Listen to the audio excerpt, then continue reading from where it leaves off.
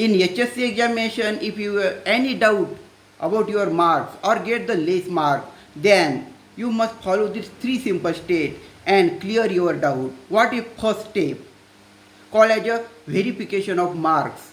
Under this step, the sum of your marks can be done. Sum of marks can be done under this step.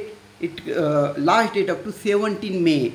17 May and require 50 to 100 rupees per subject. 50 to 100 rupees per subject. Second stage, you can get the photocopy of your answer sheet. Yes, you can get the photocopy, original photocopy of your answer sheet.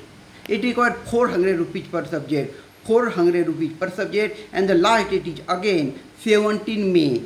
Last date is again 17 May, and the last process re-evaluation, under which your answers can be checked.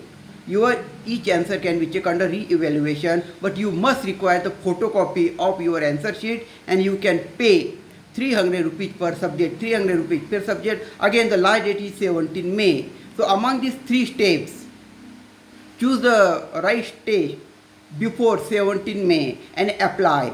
If you have any doubt, then clear your doubt. And share this very important and simple information to the maximum students. Share. Thanks.